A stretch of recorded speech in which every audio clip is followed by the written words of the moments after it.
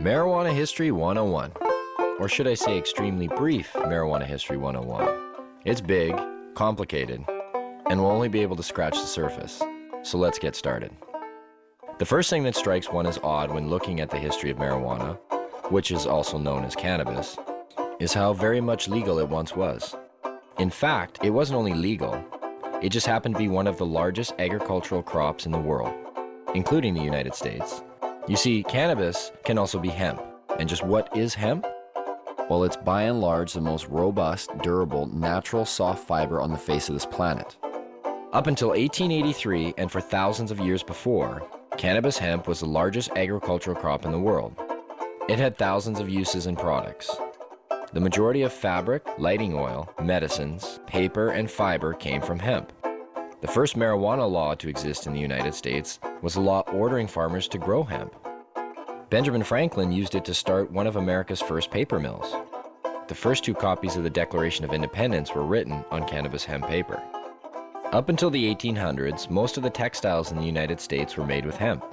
50% of medicine marketed in the last half of the 19th century was made from cannabis. Even Queen Victoria used the resin extracts from cannabis to alleviate her menstrual cramps. But the funny thing about industrial hemp was you couldn't get high from it. Yet, it was lumped in with the following, which also made little sense. Reefer madness. In the early 20th century, yellow journalism had surfaced. Articles depicted blacks and Mexicans as frenzied beasts who would smoke marijuana, play devil's music, and heap disrespect and viciousness on the readership, a majority of which happened to be white. Some offenses included looking at a white woman twice, laughing at a white person, or even stepping on white men's shadows. And this ended up leading to a law in the form of a tax stamp. A tax stamp that would not only include marijuana, but also hemp and cannabis medicines. It's speculated that hemp's potential for an abundance of new products was going to be in direct competition with other sources. And this, added to the reefer madness, led to the eventual downfall of all forms of cannabis. Popular Mechanics magazine had actually prepared an article entitled New Billion-Dollar Crop. Hemp was touted as being able to produce more than 5,000 textile products from its thread-like fiber and more than 25,000 products from its cellulose, ranging from dynamite to cellophane. Its superiority as a source for paper was also becoming known, especially with the development of hemp processing equipment. Now, the new Marijuana Tax Act was all fine and dandy, except for one thing. If you wanted to grow hemp, you needed to buy a stamp, but they weren't giving any out to anybody. And so, in effect, all forms of cannabis became illegal. Things pretty much stayed that way until World War II, when the government decided that hemp once again was a good thing and produced a video, Hemp for Victory. But by the time the war was over, hemp again became bad. And in 1948, when the marijuana law once again came into question, Congress recognized that marijuana was made illegal for the wrong reason. It didn't make people violent at all. It made them pacifists. The communists would use it to weaken America's will to fight. Congress now voted to keep marijuana illegal for the exact opposite reason they had outlawed it in the first place. And all through the years, report after report, commissioned by everybody, from the mayor of New York to the president of the United States, has come back with the view that marijuana should have no criminal penalty attached to it. Yet, marijuana remains as illegal today as it did nearly 70 years ago.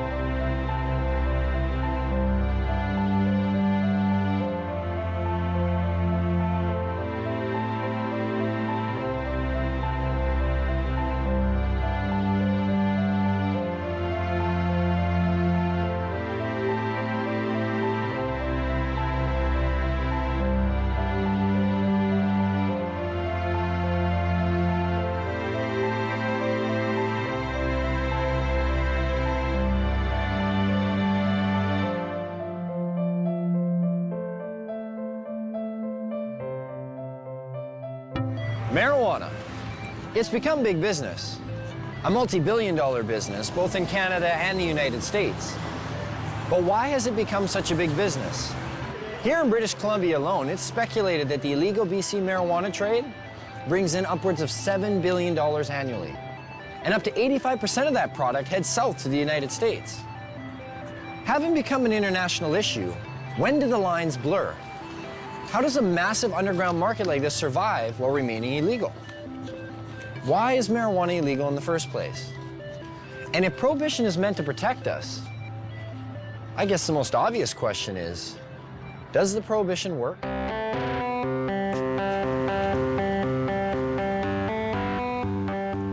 If prohibition worked, okay, if you could just wave a magic wand and say, this has gone away, I'd be all over it, you know? But the fact of the matter is that prohibition has never worked. You know, we've been here before. You remember the first prohibition, right? Which was? Prohibition of alcohol. No, I'm talking about the first prohibition. Thou shalt not partake of the fruit of the tree of knowledge. And who was the big cop? And how many people did he have to watch? 2. What are the goals of this prohibition? I assume the goals of prohibition are to reduce the amount of drugs available and to reduce the demand for those drugs. In both instances, cannabis prohibition's an utter failure. Has the prohibition stopped people from using marijuana? You get a phone call and says, I'm from the federal government. I want to know whether you've been using cocaine or marijuana recently. Presumably you might be getting a little bit of an underestimate. In 1937, there were estimated to be 55,000 marijuana users. And now there are estimated to be more than 50 million of them. That's a 100,000% increase. Seems to be quite a few of them. Yes, I'm afraid there are. Whether the drug is criminalized or decriminalized does not affect the rates of smoking of cannabis, either uptake or of discontinuation. So what are the dangers of using marijuana? I don't know. I don't know. Gives you like a rapid heartbeat. Smoker's cough. I'm sure it has some effect on your brain function, memory. I don't know, is there something unhealthy about moving slowly? It's not good for you. You're not fully conscientious of what you're doing. Thicken some membranes in your brain or something. Well, it's been science. I guess I'm being told it's been scientifically proven that marijuana kills your brain cells. That's the one I remember. Marijuana kills brain cells. I thought the same thing. You know, I didn't start smoking pot until about 5 years ago. I thought pot made you stupid. You know, I bought into it just as much as anybody did. I realized when I was like 30 years old that I was tricked. I was like, you gotta be fucking kidding me. 1974, the Heath Tulin study. Ronald Reagan announces, the most reliable scientific sources say permanent brain damage is one of the inevitable results of the use of marijuana. Monkeys pumped full of marijuana, apparently 30 joints a day, had begun to atrophy and die after 90 days. Brain damage was determined after counting the dead brain cells of both monkeys who had been subjected to the marijuana and ones who had not. This study became the foundation of the government, and other special interest groups claim that marijuana kills brain cells. Here's what they didn't tell you. After 6 years of requests, how the study was conducted was finally revealed. Instead of administering 30 joints a day for 1 year, Dr. Heath used a method of pumping 63 Colombian-strength joints through a gas mask within 5 minutes over 3 months. They suffocated the monkeys. What they did is they put these gas masks basically on their face and they pumped pot into it, but without additional oxygen. So after X amount of time, the brain shut down. Well, if you suffocate, the first thing that's going to happen is your brain cells are going to die with lack of oxygen. So what they did is they suffocated the monkey, showed all these dead brain cells, and then went on to associate it by saying that cannabis use causes your brain cells to die. And how many people, not knowing the origin of the study, have gone on to quote it and re-quote it. And now people believe it. Studies since have shown no signs of any brain cell damage. In 2005, new research suggested that marijuana could possibly stimulate brain cell growth. That study hasn't received the same attention. Another common belief, marijuana causes lung cancer.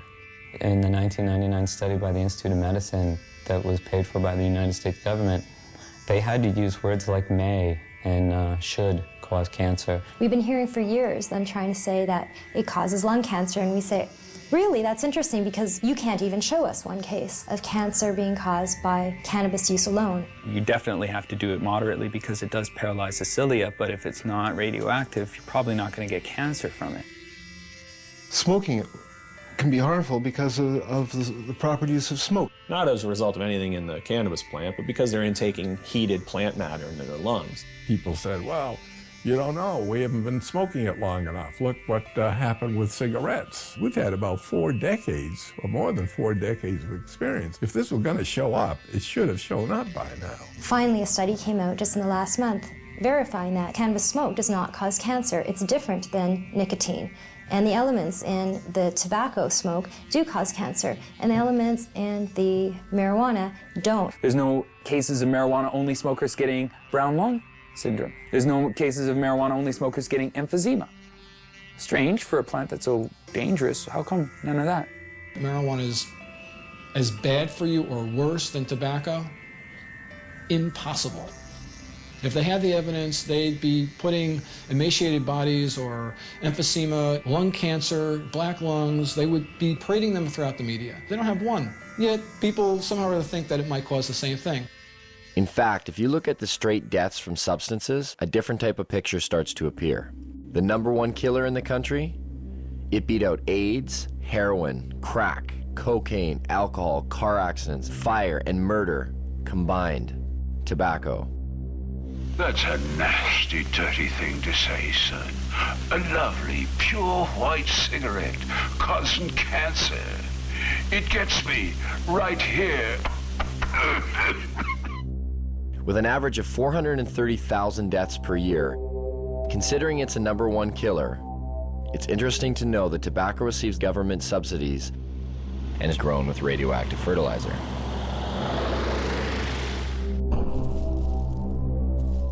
Now get out there and sell cigarettes! #2 on the list? If we don't include poor diet and physical inactivity, with well over 85,000 deaths a year, alcohol. As we look much further down the list, there are others that may surprise you. Caffeine comes in with 1 to 10,000 deaths a year. And some of our most popular pain relievers, non-steroidal anti-inflammatory drugs such as aspirin, still make an appearance with over 7,500 deaths annually. Where does marijuana lie in this? What kind of staggering number do we find? I don't know, 50,000? 250,000? 300,000? For marijuana, I'd probably say then 80,000. I would say it would be hundreds of billions. Get ready for it. Here it comes. There are no deaths from cannabis use anywhere. You can't find one. In 10,000 years of known use of marijuana, there's never been a single death attributed to marijuana. There's 400,000 deaths in America alone every year that are directly attributed to tobacco. I've heard that you have to smoke something like 15,000 joints in 20 minutes to get a toxic amount of delta-9 tetrahydrocannabinol. I challenge anybody to do that. And even in the animal studies where people have loaded the animals up with doses that would be hundreds of times what a human could possibly be exposed to, no, the animals don't die. The LD50 seems to be astronomical. I mean, you can die from ingesting too much aspirin. You can die from ingesting too much coffee. The drug warriors who say we have to protect society, save these people, are being just a little bit disingenuous. Not one university or medical facility has ever recorded a single death directly attributed to marijuana. But never mind that. There's other problems, other reasons to fear it. Take addiction, for example. There are more kids in addiction clinics for marijuana than any other substance. This must mean that marijuana is the most addictive substance today. It's undoubtedly true that there are more teenagers and kids in treatment for marijuana than all the other drugs combined. What the DEA never tells you is why that's true.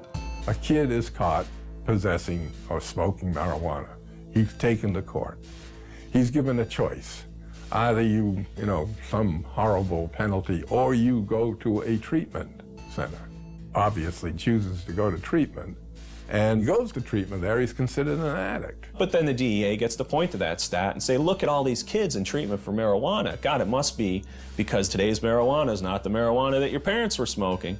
As far as I understand, only 3% of the people in treatment for marijuana are there voluntarily. The other 97% were told to by their guardian or told to by a judge. So you can choose between jail or treatment. And a lot of people choose treatment.